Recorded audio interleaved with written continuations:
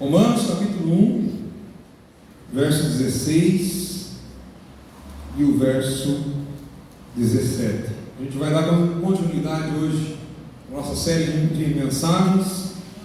Você que pôde estar conosco aqui na semana passada, irmãos, nós iniciamos esta série falando sobre somente a graça. A gente está seguindo lá do quadro, lá, irmãos. Então, depois falamos somente a graça, hoje é somente a fé. Amém. Você está com fé aí, irmãos? Como diz o profeta, anda com fé, eu vou, a fé não costuma falhar. E é verdade. Vamos ler, irmãos. Romanos 1, verso 16. Pois não me envergonho do Evangelho, porque é o poder de Deus para a salvação de todo aquele que crê, primeiro do judeu e também do grego, visto que a justiça de Deus se revela no Evangelho de fé em fé, como está escrito: o justo viverá pela fé. Você pode repetir essa última parte? O justo viverá pela fé. Amém. Pode sentar, irmãos. Glória a Deus. Alegria de ver você aqui. Amém, irmãos? Irmãos, esses dias a gente tem muito que aprender, né? Quem sabe o que significa a palavra amém? Assim seja. O que é isso aí?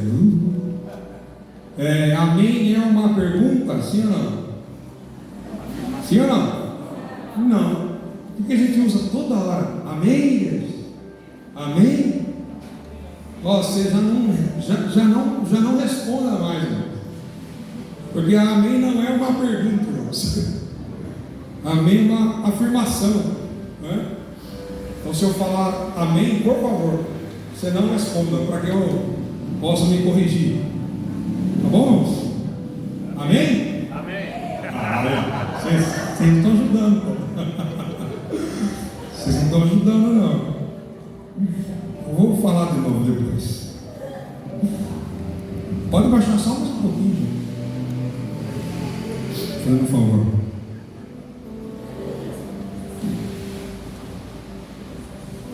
Não a voz, pelo amor de Deus. Irmãos, esse é o texto de Romanos capítulo 1, 16 e 17. Por que eu trouxe hoje esse texto? Ele vai servir de base, porque a gente vai falar do somente a fé, né? Eu fico muito feliz de poder estar falando isso, né? E como é bom nós já estarmos no mês de outubro, né? Porque nós podemos celebrar mais um ano da Reforma Protestante. Esse ano a gente faz, eu falei semana passada, 505 anos da Reforma Protestante, onde Martinho Lutero, então, ele iniciou lá na Alemanha essa reforma tão importante para nós, irmãos, que trouxe de volta o povo de Deus à Escritura mais uma vez. Nós somos um povo que temos como regra de fé e prática a palavra de Deus. Você não tem como regra de fé e prática a palavra do André Valadão, a palavra do Bispo Bonner, a palavra do, sei lá de quem é, irmãos, do David Leonardo. Você tem como regra de fé e prática a palavra de Deus, as Santas Escrituras. E como é bom nós estarmos aqui falando sobre essas coisas, e é uma oportunidade para a gente poder compreender o que é uma igreja reformada. Nós mudamos, não sei se você percebeu, né? Ao longo de mais de um ano aí que nós estamos juntos, nós mudamos, nós não somos mais da fé pentecostal, e nós somos da fé reformada hoje, irmãos.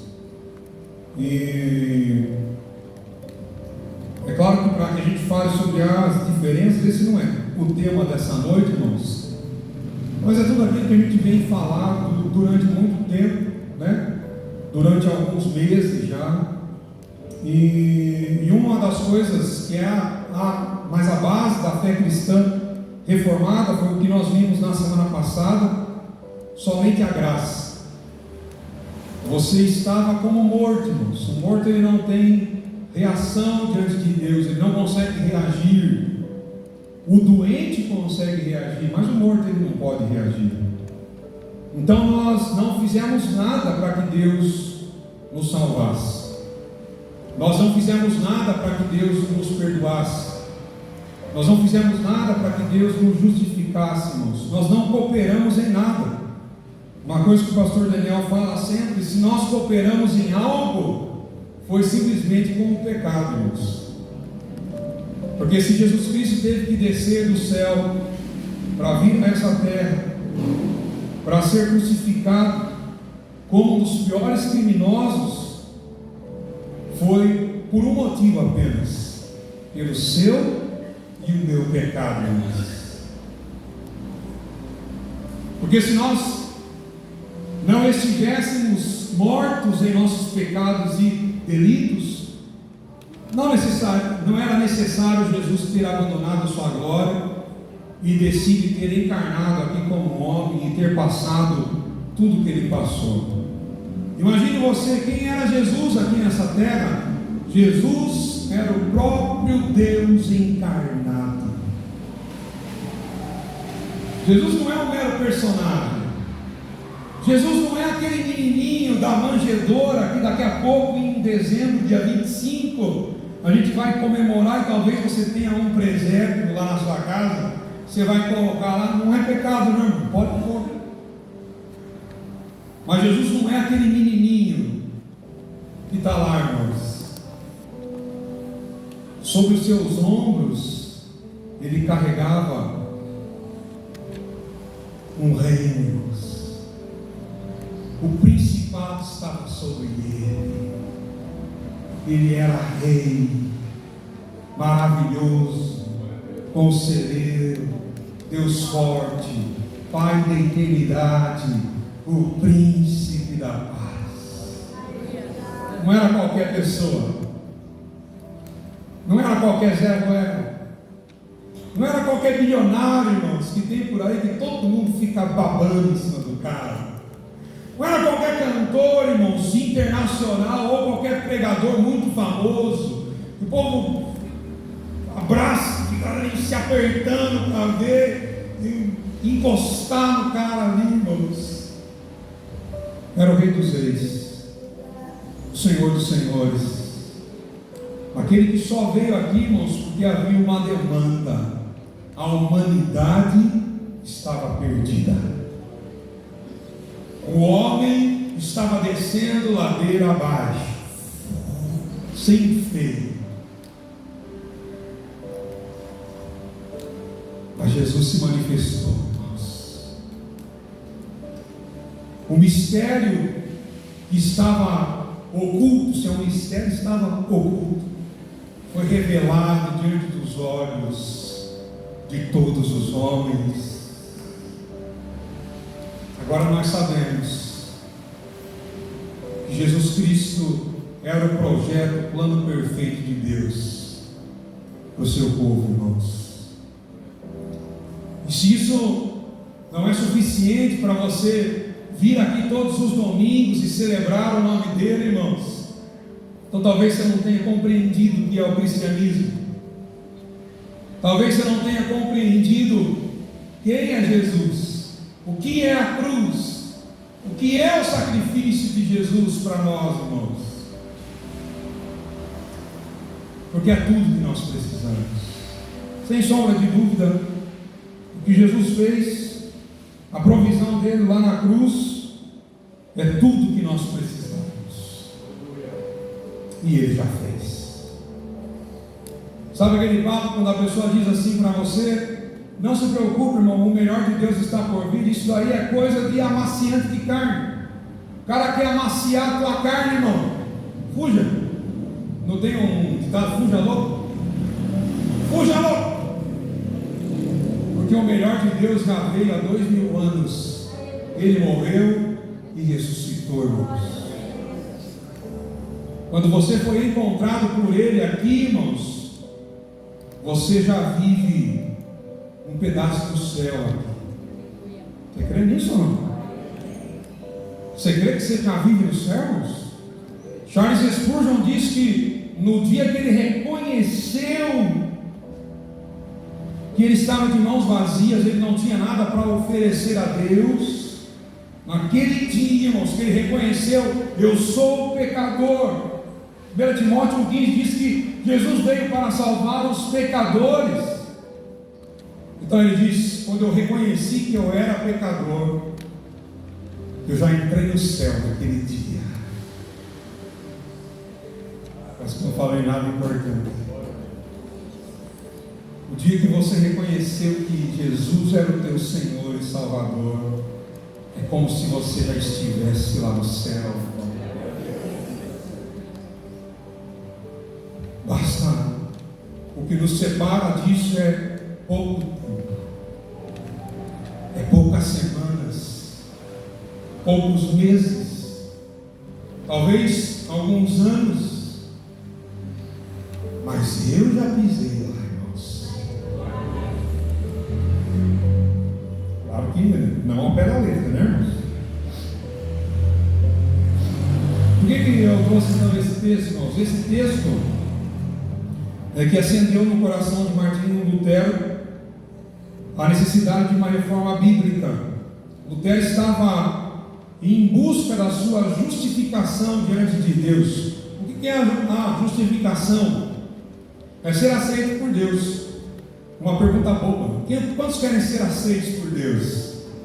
Né? Você que não levantou a mão, eu acredito que também, né? Mas eu creio que todo mundo, né? Então Lutero ele buscava essa justificação, o ser aceito diante de Deus. E ele tinha tentado, irmãos, tudo que estava ao seu alcance: as orações, as confissões, os jejuns, os estudos bíblicos, os rituais, os sacrifícios, tudo que a Igreja Católica colocava como regra, irmãos, como sina para que ele pudesse alcançar essa salvação, essa aceitação, essa justificação. Martinho Lutero se empenhou com muito valor, com muito êxito, irmãos, mas ele não concluiu, ele não chegou lá. Ele não se sentia justificado, ele não se sentia perdoado, ele não se sentia aceito por Deus. Tanto que a pessoa que o discipulava, tinha um discipulador, porque ele era um monge, estava cheio já de Martinho Lutero. Ele corria toda hora lá para ele, para se confessar de algum novo pecado. Lutero estava paranoico, irmãos. Até que o discipulador dele falou assim: Lutero, não me volte mais aqui se você não tiver algum pecado, eu vou usar esse termo, grande. Mate a sua mãe, mate alguém, depois você vem aqui para se confessar. Mas não venha com essas mazelinhas que você vem. Venha com algum pecado de verdade, real. Isso mostra o quanto Lutero ele queria essa justificação da parte de Deus, mas ele não se sentia assim. Mais um dia, irmãos, Deus abriu seus olhos e ele pôde ver. Que maravilha! Porque é Deus que abre os olhos. Paulo diz que o príncipe desse século ele cegou o nosso entendimento. E essa é uma das razões pela qual o homem não consegue se achegar a Deus por vontade própria. Vontade o homem não tem porque ele está morto espiritualmente. Então isso é impossível. Mas o homem também está morto, mas ele também está cego. Mas o que Deus faz, irmãos? Quando Ele nos chama, Ele nos traz vida e Ele nos dá uma nova visão. Eu creio que isso já tenha acontecido com você. E se não acontecer, irmãos, eu creio que hoje pode ser o dia. Hoje pode acontecer, irmãos. Quando nós falamos de somente a fé, que é o tema nosso, né, dessa noite, nós estamos falando então de uma justificação pela fé, e somente pela fé. O assunto principal de todas as religiões do mundo é assim, de que maneira que o homem pode ser aceito por Deus. Essa é o principal assunto em torno das religiões do mundo todo, irmãos. De que maneira o homem pode ser aceito por Deus? Cresce, irmãos, na existência de um Deus, ou é claro, de deuses. Nós somos monoteístas, nós cremos apenas num único Deus, mas nós temos também muitas pessoas, muitas religiões que creem que existem vários deuses. Isso é muito comum, que são seres superiores a nós e que têm poder sobre nossa vida. Então a ideia é que Deus, ou para quem crê que existem deuses, é que esse Deus ou os deuses são superiores a nós e que eles têm poder sobre a nossa vida ou sobre a nossa sorte. Sabe aquele negócio, eu vou lançar sorte? Tá, é preferível eu lançar sorte a Deus, para que Deus faça a minha sorte. E todos esperam com que Deus, e não importando qual o seu Deus, ele lance uma boa sorte a ele, irmãos. Então, por quê? Porque esse Deus, ele pode tanto nos abençoar, como ele pode nos amaldiçoar. E aqui estamos nós. Como nós estamos aqui? Nós somos falhos, criaturas imperfeitas, nós somos instáveis. Um dia nós somos os mais cristãos, no outro dia parece que a gente abandonou a fé. Em um dia a gente ama a nossa mulher e ama nossos filhos, eu amo minha casa, eu amo minha família, eu dou minha vida pela minha casa. No outro dia, irmãos, você não tem paciência nem um pouquinho assim para aturar ninguém lá da sua casa. Por que nós somos assim, irmãos? Pelo pecado do nosso coração. Você gosta ou não? Você queira ou não, irmãos? Nós somos instáveis. Nós somos incompletos, tentando de alguma forma ser aceitos e agradar a Deus. Nós estamos tentando a todo momento ser aceitos por Deus e agradar a esse Deus. Então, o assunto principal das religiões é de que maneira o homem pode ser considerado justo por Deus. Ou outra pergunta: o que o homem pode fazer para reatar o seu relacionamento com Deus? O que o homem pode fazer para se religar a Deus? Eu não sei se você sabe, mas religião veio da palavra grega religare, que é religar o homem a Deus. Amém, irmãos? Não era para você responder, tá bom? Religar, irmãos, é religar o homem a Deus. E a nossa tentativa sempre é essa, é de como eu faço para religar, ou para me religar a Deus. Como eu faço para reatar o meu relacionamento com Deus? Embora hajam milhares de religiões no mundo todo, irmãos, nós podemos dividir as religiões em duas categorias apenas. Ouça com atenção: duas categorias.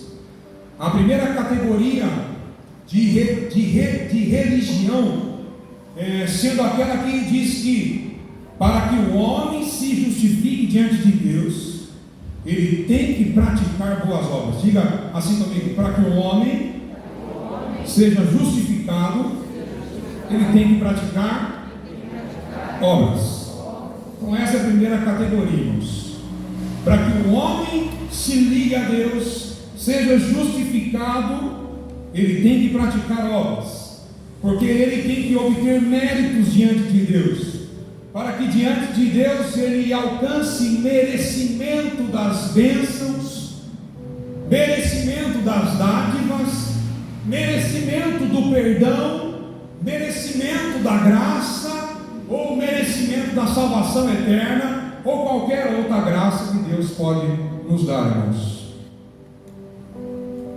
Nessa primeira categoria, a salvação do homem é alguma coisa que vem de baixo para cima, porque é o homem que vai até Deus, e ele vai até Deus porque ele tenta agradar a Deus através das suas obras. E quando eu digo obras, são as práticas diárias, é aquilo que ele fala, é a moral, é o comportamento, as suas ofertas, a sua caridade, a sua ajuda para com os outros. Então, nessa primeira categoria, você pode pensar que estão todas as religiões do mundo, menos uma. De tudo isso que eu falei sobre essa primeira categoria, irmãos, qual religião você acha que está fora disso daqui? Tem alguém? O cristianismo. O cristianismo está fora dessa primeira categoria. Nós temos nessa primeira categoria tantas religiões como o budismo, o hinduísmo, o islamismo, espiritismo, as religiões afros, as religiões orientais, as religiões de mistério e tantas outras. Mas nessa primeira categoria nós não encontramos o cristianismo bíblico. Por quê? Então eu vou para a segunda categoria. Qual que é a segunda categoria de religião? Nessa categoria nós temos apenas uma única religião, que é o cristianismo bíblico. O que ele diz? Ele diz que para o homem ser justificado, ou seja, ou ser aceito por Deus, basta ele ter fé em Jesus. Basta ele crer em Jesus e na sua obra, irmãos. Você pode falar assim comigo? Segunda categoria. Para o homem ser justificado, basta ele ter fé. Mas só ter fé, irmãos, já basta? Não. Ter fé em Jesus. Hoje nós temos uma modalidade, irmãos, que é fé pela fé. Eu tenho fé que eu vou alcançar as coisas, eu tenho fé que eu vou conquistar, eu tenho fé que eu vou ganhar, eu tenho fé que eu vou prosseguir, eu tenho fé que eu vou sair dessa. Eu tenho fé no quê? No que você tem fé? Na fé? A fé não é Deus. Nós só podemos ter fé em um Deus. E a fé, irmãos, ela é fundamentada, ela é baseada em quem Deus é. Nós só podemos ter fé porque Ele disse que cuidaria de nós, porque Ele disse que estaria conosco, porque Ele disse que no momento mais terrível das nossas vidas, Ele seria a nossa fortaleza, o nosso escudo, a nossa torre forte. E é nisso que nossa fé descansa, não na fé, mas em Deus. O objeto da nossa fé não é a cura. O objeto da tua fé não é dias melhores, mas o objeto da tua fé é Deus, Jesus, porque Ele governa todas as coisas com seu braço forte. Ele é soberano sobre todas as coisas. Ei, Deus não é um observador. Deus é quem decretou todas as coisas pelo seu decreto soberano, irmãos. Nada acontece sem a ordem de Deus. Uma folha da árvore não cai se não for vontade dele. Um fio de cabelo seu, Hermínio, não fica branco se Deus não permitir, se Ele não quiser. Olha que Deus deixou, hein? Deixou. A barba sua, né, não fica branca se Deus não deixar. Por que, irmãos? Porque Ele não observa, porque Ele decreta. É um novo nível de soberania, irmãos, que às vezes passava despercebido do nosso coração. Ele é soberano, irmãos. Então, nessa segunda categoria, a salvação ela vem de cima para baixo. Na primeira era de baixo para cima. Era o homem indo até Deus com as suas obras, tentando algum mérito com aquilo que ele faz. Mas essa segunda categoria, irmãos, é Deus que vem ao encontro do pecador, e é Ele que graciosamente oferece o perdão e a justificação ao pecador. A salvação vem de cima para baixo, e Deus faz isso não por uma coisa que Ele vê em nós. Se você me perguntar, Bruno, mas por que Deus se move dessa maneira? Por que Deus se movimenta dessa maneira?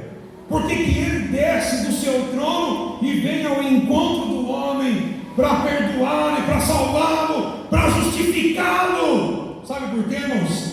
Porque não é porque Ele viu algo em você. Não! Ele faz isso porque Ele é movido pelo seu amor. Ele é movido pela sua misericórdia. Ele é movido pela sua graça. Ele é movido, irmãos, pelo seu favor. Por isso é graça. Por isso é graça. Por isso nós somos salvos por graça. Porque não tinha nada em você que Deus dissesse: vale a pena eu salvar esse, vale a pena eu salvar essa. A escolha de Deus está lá em Efésios 1, pelo beneplácito da sua vontade, ou seja, o que Deus quis, foi pela sua vontade, e não por outra coisa, irmãos. Nós não temos nada para oferecer a Deus, nós não podemos nada, a gente não podia pedir nem socorro, lembra? Nós estávamos mortos. Nem um gritinho, irmãos, porque a nossa condição espiritual era de estarmos mortos. Existem então muitas religiões nesse mundo nosso, mas na verdade existem apenas duas. A gente pode resumir todas as religiões do mundo em apenas duas, que é o que? Eu quero que você fale comigo: a religião das obras e a religião da graça. O que a religião das obras faz? Ou pensa que o homem, o ser humano, é esse que coopera com a salvação. Ele pensa que ele coopera com a salvação. Agora, a religião da graça é mais embaixo, onde Jesus é soberano na salvação do homem, do começo ao fim. É dele, por ele e para ele. É exatamente isso que o apóstolo Paulo estava falando em Romanos 11, ali 33, 34, 35, 36. Sobre essa salvação que é dele, irmãos. É dessa salvação que é por ele, que é para ele. Quando a gente vai para o livro de Atos, ali capítulo 8 e capítulo 9, nós vemos se contar a história de Paulo, irmãos, o apóstolo Paulo. O apóstolo Paulo, ele viveu antes como Saulo de Tarso. Lembra do Saulo de Tarso? Né? Depois no caminho para Damasco, que diz lá em Atos capítulo 9, uma grande luz, Deus Deus se revelou, Jesus se revelou para ele, irmãos. Mas antes disso, irmãos, ele era conhecido, ele era chamado como Saulo de Tarso. E ele viveu com fervor o judaísmo do primeiro século. O judaísmo do primeiro século havia se desviado daquilo que Deus havia revelado no Velho Testamento. Olha aqui para mim com atenção, irmãos. Olha aqui para mim, não perca isso. O judaísmo havia se desviado daquilo que Deus tinha dito no Velho Testamento. Diferentemente do que muitos pensam, Deus nunca disse que a salvação seria pelo cumprimento da lei. Você pode procurar lá no Velho Testamento. Deus nunca disse que a salvação seria pelo cumprimento da lei, mas a salvação do judeu dependia daquele sacrifício que era feito no altar quando ele pecava. Pecou? Opa, eu não consegui cumprir toda a lei. A lei dizia que eu tinha que procurar o templo e que ali o sacerdote, o sumo sacerdote, ele ia oferecer um sacrifício para a expiação do seu pecado, irmãos. A salvação, então, do judeu, naquela época, já era pela graça, irmãos. A salvação sempre foi por graça. A salvação do judeu era baseada naquele sacrifício, então, feito no altar. Não era porque ele guardava a lei, porque todos os judeus quebravam a lei, como você e eu. Eu vou perguntar, quantos aqui conseguem guardar toda a lei? Eu não estou falando nem de Levíticos, onde tem 360 e poucas leis. Eu falo só de Êxodo 20, os 10 mandamentos. Quem consegue guardar os 10? Assim era com os judeus.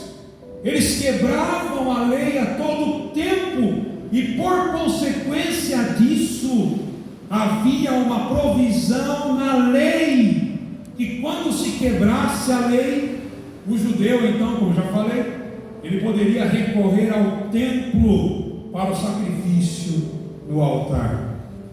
A gente sabendo disso, irmãos, tecnicamente, então, o judeu, ele era salvo da mesma forma que nós somos salvos hoje. Como? Esse foi um tema que no último treinamento lá do PG teve, né? E foi você, né, que perguntou.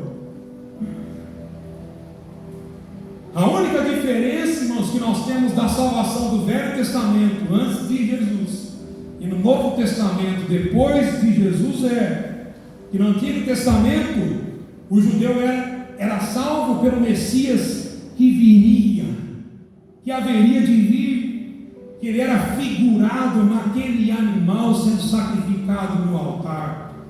O animal sendo emolado lá no altar, irmãos, pelo sacerdote, era sinal, uma representação de Jesus Cristo.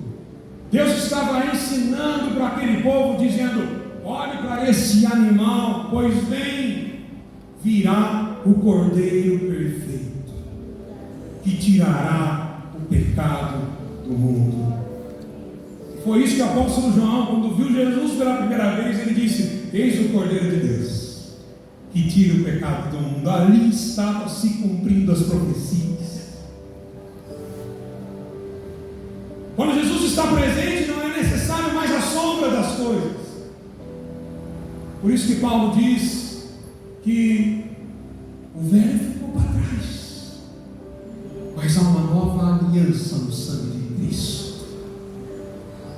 Agora nós não precisamos mais sacrificar os animaizinhos, porque o próprio Cristo foi sumo sacerdote e foi o próprio sacrifício para nós. Agora, como nós somos salvos hoje?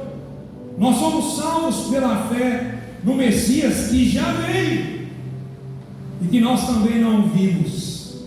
Muitos judeus tinham que crer no Messias que viria e que ele nunca viu.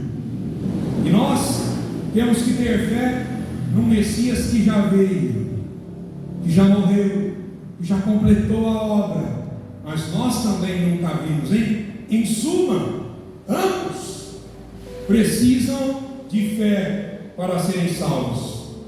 Fé para o sacrifício futuro e fé para o sacrifício do passado que já aconteceu. Amém, irmãos? Amém, irmãos? Você crê? E você quer ver como isso é sério, irmãos? Que eu vou voltar aqui então para o nosso texto. Fale assim comigo. Ambos precisam de fé. Fé para serem salvos. Então era o Messias que viria, e nós hoje cremos no Messias que já veio e subiu aos céus. Olha o que Paulo diz no verso 16 de Romanos capítulo 1, que nós lemos quando nós começamos essa mensagem: visto que a justiça de Deus se revela no Evangelho de fé em fé. Você pode repetir? De fé em fé. Isso é esclarecedor, irmão. Sabe por quê? Porque Paulo não está falando aqui que a tua salvação, que a justificação é de fé e em obras. De fé e naquilo que você pode fazer, ou naquilo que você pode oferecer, de fé ou em ofertas, ou de fé ou alguma outra coisa que você invente da sua cabeça. Não, mas todos que têm fé em Jesus serão aceitos por Deus. Aqui não diz todos aqueles que trabalham na comunidade, como ministro de louvor, como diácono, como pastor, como professor de criança. Não é aqueles que dão o seu salário 30% mensalmente, que ajudam ONGs. Não. A justificação de Deus, ela só é possível de fé em fé. Sabe por que Paulo disse de fé em fé?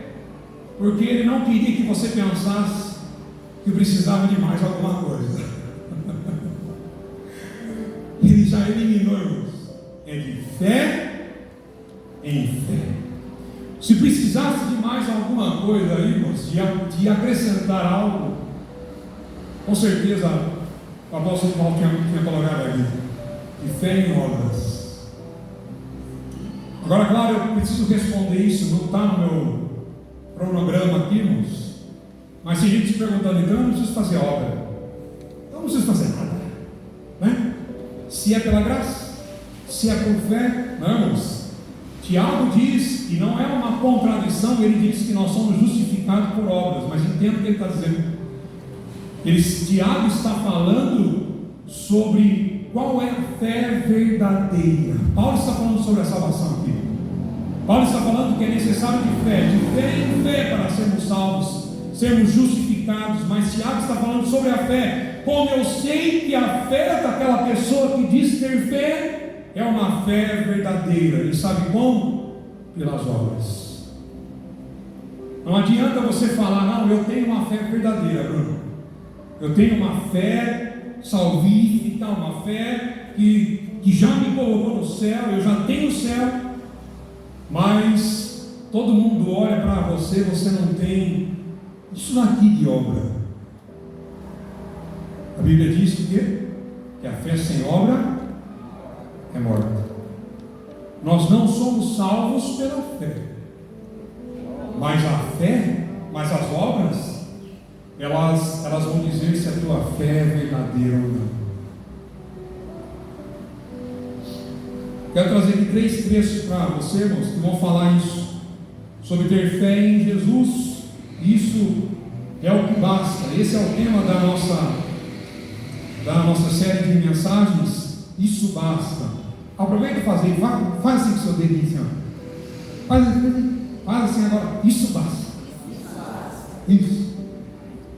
Você que é mãe, pensa que você está falando para o seu filho, vai. Isso basta. Agora, eu acho que isso daqui funciona mais. Você que é esposa, finge que você está falando com o teu marido, fala, isso basta. Ah, vocês estão muito tímidos. Não é assim que vocês fazem na casa. A cadeira bate, é palminha. Você quer ver o homem se irar, não? Você quer o homem ficar? E olha, eu sou mais calmo, imagina os irmãos que têm um temperamento mais já, né?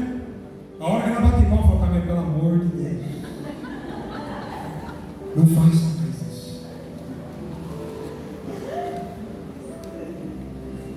Mas isso basta.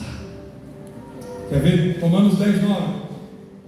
Se você confessar com a sua boca que Jesus é Senhor e crer em seu coração que Deus o ressuscitou dentre os mortos, será salvo. Tem outra condição do que crermos? Não. João 3,36, a gente gosta muito de João 3,16, né? Porque Deus amou o mundo de tal maneira, e a gente acha que esse amor de Deus salvou o mundo inteiro. Isso é uma grande mentira, irmãos. Nós sabemos que existem pessoas nesse momento que estão indo para o inferno, sim ou não? Então como é que pode? Deus salvou todo mundo. Se Deus salvou todo mundo, então não deveria estar indo gente para o inferno, irmãos. Pensa. Olha o que diz João 3,36. Quem crê no Filho, quem faz o quê? Crê. Quem crê no Filho tem a vida eterna. Já quem rejeita o Filho não verá a vida, mas a ira de Deus permanece sobre ele. Efésios 2, verso 8 e 9. Porque pela graça sois salvos por meio da fé. E isso não vem de vós. Você vê, irmãos, que a fé, que é o instrumento de Deus para sermos salvos, nem esta fé é você que produz. A fé salvífica não é produzida e não pode ser produzida pelo homem, pelo ser humano, porque nós somos corrompidos pelo pecado, fomos afetados pelo pecado, irmãos, a ponto tal que toda a fé que estava dentro do nosso coração foi extirpada. Por isso a Bíblia diz que a fé é dom de Deus. Olha que Deus bondoso.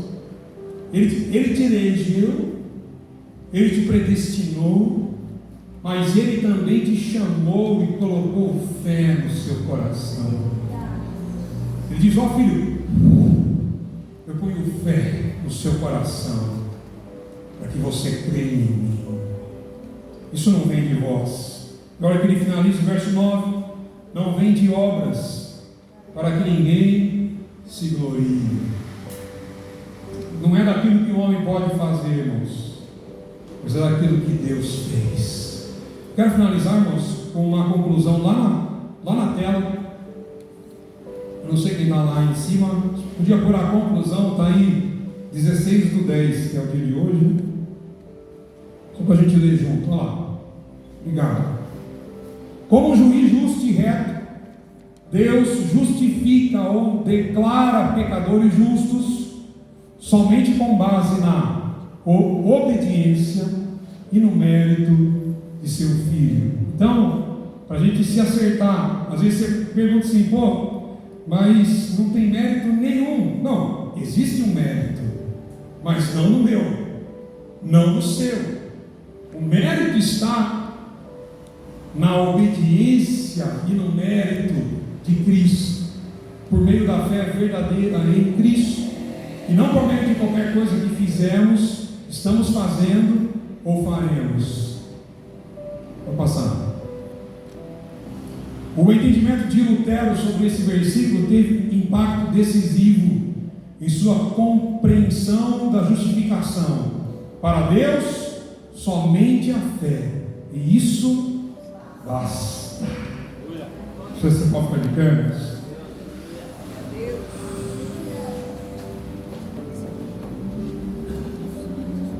Vamos orar? Querido Deus, somos agradecidos pelo Teu amor, Deus. Somos agradecidos pelo Teu agir, ó Pai. Somos agradecidos pelo Teu Espírito, Deus, que se move em nós. Nós vimos aqui hoje, Deus, a salvação sempre é algo do Senhor para o homem. É o Senhor quem nos toca primeiro, Deus. É o Senhor quem nos chama primeiro. É o Senhor quem nos dá a vida, Deus. É o Senhor quem nos guia. É o Senhor quem nos ensina. O Senhor é quem nos faz permanecer, ó Deus, perseverar todos os dias nessa caminhada. Não é por causa de nós, não é por causa das nossas performances religiosas, isso para que ninguém se glorie, porque se não fosse assim, qualquer um de nós aqui poderia se vangloriar, ó Deus, diante dos irmãos e dizer: eu sou melhor do que aquilo, eu sou melhor do que esse, porque eu faço, eu venho, eu adoro, eu canto, eu prego, eu oro, eu jejuo. Tua palavra não deixa espaço para isso, porque nada vem de nós, tudo é do Senhor, para que a gente não se vanglorie, Pai. E como o nosso coração gosta de se exaltar, Deus,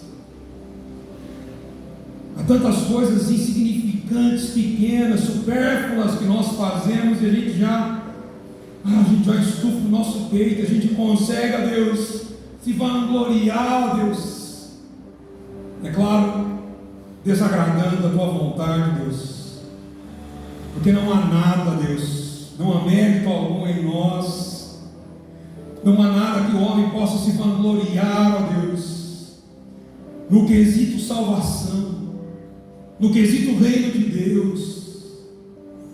Tudo é por Tua graça, tudo é por Tua vontade, tudo é por Tua misericórdia, tudo é pelo beneplácito da Tua vontade, Deus. Por isso nós rasgamos o nosso coração aqui nessa noite, Jesus. Como nós somos gratos de tantas gerações se passaram, Deus, e a palavra está genuína para nós aqui hoje, Deus. A mensagem está, Deus, genuína para nós, Deus, sem maquiagem, sem acréscimos.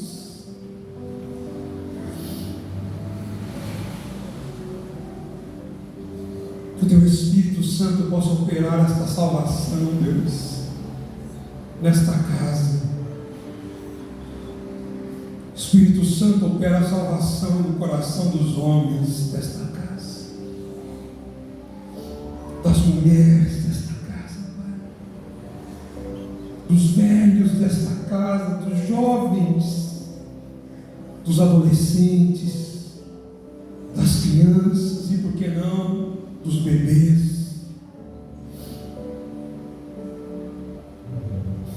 João Batista, no ventre da sua mãe, adorou a Jesus. Salva-nos, Jesus.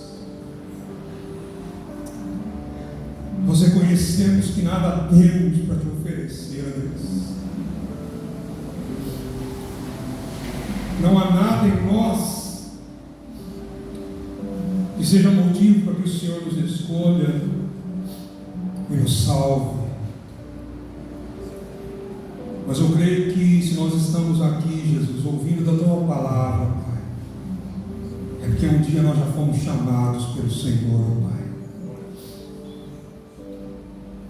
E nós só temos que agradecer o Senhor, Deus, pela doce salvação, pela maravilhosa graça e pelo dom da fé que o Senhor tem colocado em nossos corações.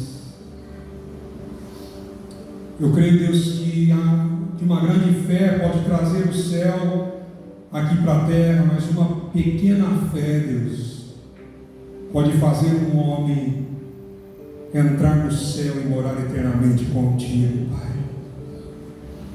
Nós não estamos falando do tamanho da fé, Jesus. mas da fé verdadeira, da fé salvífica, da fé que olha para o Senhor, da fé que olha para as tuas promessas, da fé que olha para aquilo que o Senhor prometeu para nós. E nós podemos dizer que nós cremos sem ver. Nós já tomamos posse, meu Deus, daquilo que o Senhor fez por nós, sem ao menos muitas vezes entender, ó Deus, aquilo que o Senhor fez. Diz que o Senhor se revela a cada um de nós, se revela, Deus, aos seus, para que a gente possa compreender qual a altura, qual a profundidade, Deus, do seu amor, Deus, para conosco, Pai. Muito obrigado por essa noite. O Senhor continue abençoando a vida dos meus irmãos aqui, em nome de Jesus. Amém. Se você crê, aplauda a Ele.